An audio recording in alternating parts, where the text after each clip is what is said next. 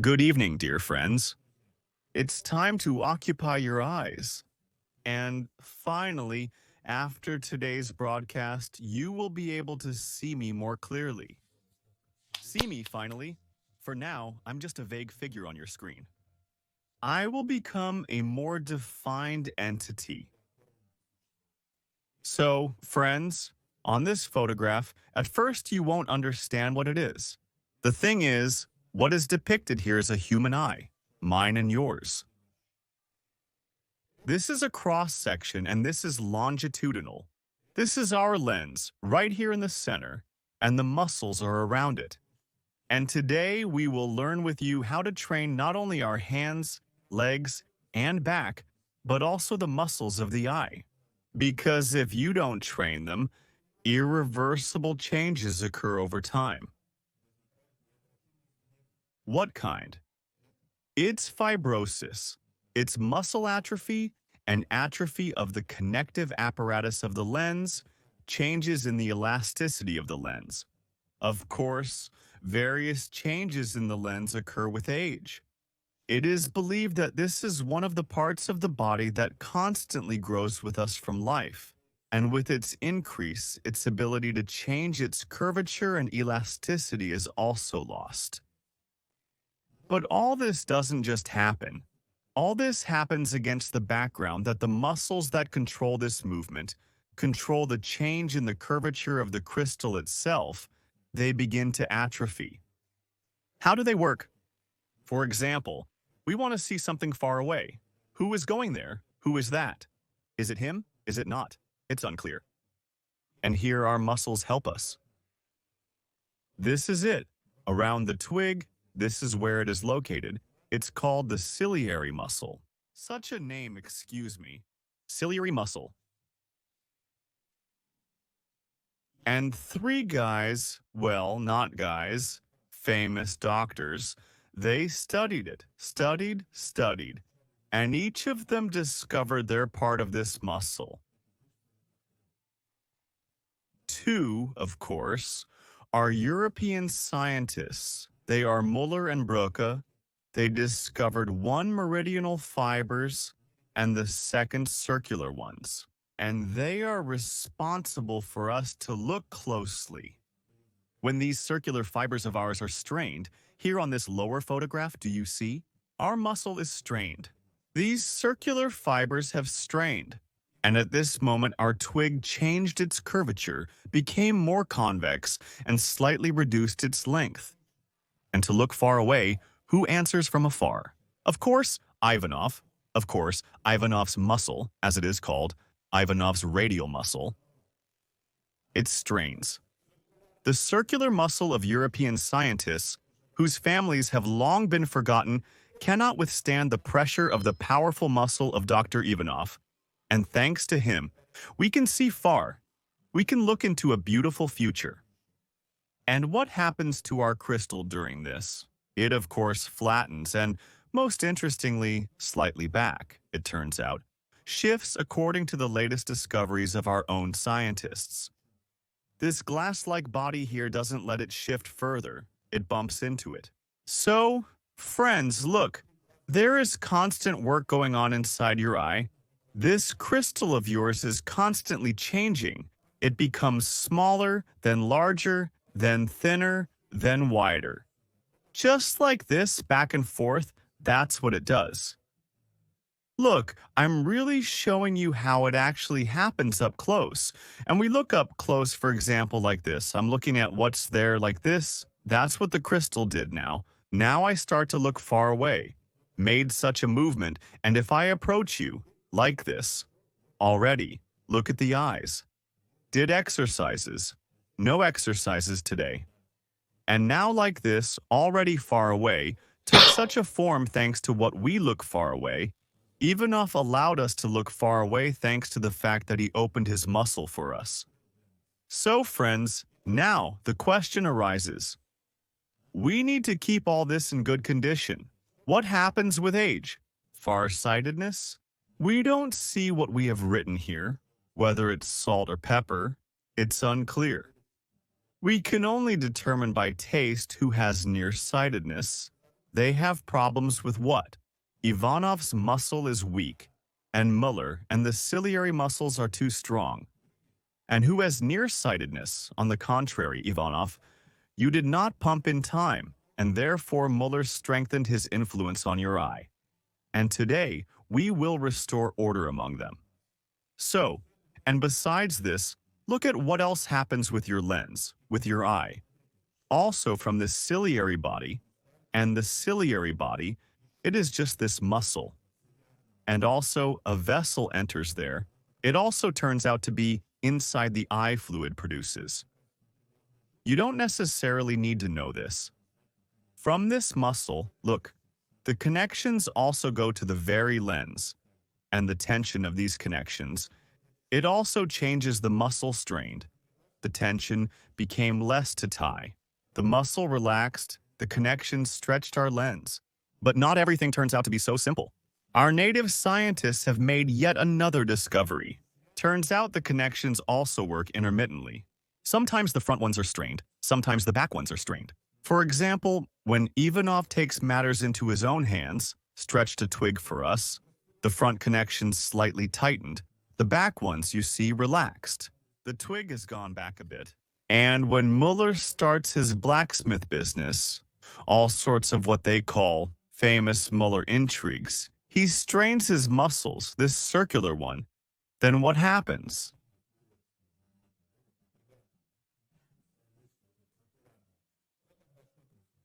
Our twig has become more protruding, and the rear curls have stretched more. This will not help you in exercises, just so you can imagine the situation. The most important thing to remember, Ivanov gives you the opportunity to see a bright future. Muller provides you with the opportunity to read what is written on the air freshener when you are in the toilet. So, friends, now how are we going to train all this? For starters, let's start with the muscles. How do you train in the gym? But of course, you don't train. Ever seen on TV how people train? They take some kind of dumbbell, some kind of weight in their hand. And what do? They lift it first and then lower it. Lift and lower. What does the average ophthalmologist suggest? Who forgot the right thing to do by Dr. Ivanov? He gives us a piece of paper. What is written on it? Stick a black dot to the glass. Look at that dot until the snow is gone. Look at the black dot. Look, and then look at the snow. Look at the Volga Mother. What will happen in this way? What will happen in this way? An analog from the gym. Look, I'm looking at the black dot that is near me. Then I have to look out the window, glance at the neighbors somewhere, and I have a sharp change. Yes, from one position to another. Here I have a Muller strain. Yes, my crystal has slightly curled. I did this movement, and now what is he saying to me? Look there, far away. And I need to make a sharp movement like this. That is, there is a very big difference between the distances. They suggest Ivanov's muscles tense up quickly. No, what's the inefficiency? Why are these exercises ineffective? Nobody ever does them in real life because they don't help. Because you need to consider even movement, like here as I lifted the dumbbell. I should slowly lower it, switch the load. Here's my bicep, here's my tricep, yes. So that one works with the other. Let's simplify it, although not exactly like that. Here the bicep is working, and here as if the tricep. As if, imagine, let it be so. And here too. Here is a muscle that contracts nearby, and here, far away. It should, and therefore we cannot make such a sharp switch. What will we do for Ivanov, Muller, and Brugge's training? Take any book, newspaper, you can open any layer on the phone. We need the text there. We need letters.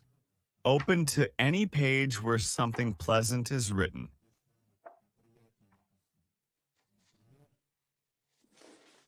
For example, we just need letters, just letters. We will focus on the letters with you. Firstly, for those who have a problem with being able to read at a distance. You can't see, you're ahead. What do you want to read? Okay, let's just open the first thing that comes up. Here. Here's the next stage of pathogenesis. Let's take this line. The next stage of pathogenesis. And now, what am I doing? A smaller book is better, of course, so it's more comfortable to hold in your hands. Now I find the distance, gradually approach, and find such a distance where the letters slowly start to blur. That is, I don't see them clearly anymore. It's a bit blurry. Some kind of blur has appeared. They start to double. I find this distance here, I roughly fix it, and now I start to move the text away from myself so that it becomes clearer. Now the speed is about like I'm doing now, about this speed. How many kilometers this is now? I can't say exactly. Here, now I'm pushing up, it's blurry again, but I don't cross this line, like I've reached this blurry image further ahead and they're moving themselves. I start to make the movement again. Back, for example, at arm's length again closer. Again this blur appeared. And again. What's important? Now I'm doing this. You see, with both eyes, I look at once. This exercise is done necessarily in turn with one eye or another. Or, if you have a hand free, you close the eye with it. Or you can close it with something, for example, with a bandage. For example, it doesn't matter. You choose. You can't close it like this, just because of your age. You think, I'll let the age go, and close it won't work like this. You need to close it with something. But at the same time, it should remain open. Here it is open, see? Not like this. Like this, understand? Here, closed it. And this back and forth motion here, you do two exercises. The first one, you first brought it to this vague position. I don't hold the eye with both hands because the book is heavy. Just because of this, you don't allow yourself such, you did once, blur, blur, pushed forward. Here even off, yes, begins to slowly strain. And here Muller, our crouton wants to squeeze, yes, he doesn't actually squeeze it. In fact, on the contrary, he gives him the opportunity to squeeze like this. So this is the first thing, that is the length of the arm. Second, now you find this is what you do on one eye, on the second eye. Repeat somewhere in about 30 seconds. The second exercise, then look at what you are doing. Now you have found this blurry image, such a distance. And now you make the reverse motion. Again, a clear image. Now blurry, again clear. Blurry, clear again and again. And so it goes. First with one eye, then with the other eye. After some time, you'll notice that this distance, it has become less. You can see here, for example, yes. Well, look, develop as you need to. If you want to develop like this, yes, don't get too close, don't overstrain there either, don't joke with your crystal. The crystal can also come out, because if you relax this too much, it will come out accurately. Have it measure, you know. So, this is our forward-backward movement, forward-backward. In this way, you pump your muscle, and what happens to them at this moment? One muscle tenses, the other relaxes. To relax Ivanov, we need to tense Muller. To relax Muller, we need Ivanov. We had this situation with our far-sighted viewers. Now the nearsighted ones, yes, the nearsighted ones. Here's another problem with you. Partially you improve your vision, but if your eyeball is stretched out as you need to strain, of course you have to try to strain somehow, so that your focus is still on the grid. These are all lenses, they all break through here. Here you still need your eye muscles. Those who are far-sighted, nearsighted, who see poorly in the distance, here you need to train your eye muscles. To train them, you find an image. Take the same book, for example. Here it is, at eye level. You put it at eye level. Now I didn't put it. You put it at eye level. The book. Yes, and let's say, find any Again, here, the next stage of pathogenesis. Let's say, yes, here is the next stage of pathogenesis. Here and now. Here at eye level. Here it is, here it is. Now I move away from this book. I go, and reach the distance where the letters start to blur for me. Here I see them blurry. Here, when you train your vision, it's not necessary to do it with one eye only. It's necessary in the first one, not in the second one. Why is it necessary in the first one? Because when you're in a close position, they can still slightly distract you from the main action by taking on some of the load of the eye muscle. That's why the first exercise is necessarily with one eye, the second one can be done with both at once. I find the next stage of pathogenesis. What am I doing? I'm making sure it's already muddled for me. And now I start moving my head right, left, to one side, to the other side. Now I start moving up and down. What's happening? What's the difference from the exercises that were given to you on a piece of paper from the ophthalmologist's clinic, which won't help you? In that, you need to move your eyes like this, up and down. And after this exercise, there is only eye strain. Here, the movement of the eyeballs is the same, the work is the same, but here there is no simultaneous work of these internal muscles. They need to be trained separately, ciliary muscles, as you already know their name. And now, after this, I start moving, similar to the previous exercise. I start to approach, I take a step forward, I see a salute. Now I take a step back, I see worse. Now I approach again. Again. Here it is clear. Now further I see not clearly. And here I repeat this somewhere in the course of 30 seconds, such a procedure. So you will be supporting the tone of these muscles. You will be putting stress on them because the changes that are already starting approximately after 18 or even 20 years. And by the age of 50, 60, all these muscles are atrophied in fibrosis. And the connections are the most interesting. Here we have the rear and front connections, and there is also this central connection. In many people, it is completely absent around the age of 50. It's not there. Can you imagine? So suddenly it might reappear for you if you do. If you're in your 50s, watch this video. If you're 49, watch it. You might still be able to keep it in good condition. Well, friends, I see. You already want to start doing this exercise. Well, I won't distract you. I'll just advise you. If this exercise goes well for you, I've prepared a special set of exercises where everything is explained in more detail. Additional workouts are more effective, everything is there, and it's effective, and you'll start doing it if you regularly do this exercise. Then every day you'll wake up remembering me and thanking me. I think.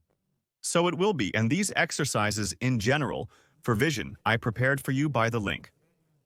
Look there. If someone wants, who glasses do not go. Well, try it. Well, friends, those who this exercise together with me. And it could be done like this. See? Look at the moment when you look. Yes, what you look there on the phone or TV, hear you, closer, further. That is, simultaneously with that, you do not need to eat while you watch. And this exercise was to do, already a result. First of all, I want to thank our national ophthalmologist, Ivanov. Lived in the end of the 19th century, but we still need to remember him. And of course, Müller and Brugge. They too, where would we be without them, also managed to make their contribution. So, until the new broadcasts, we engage in sports, help parents,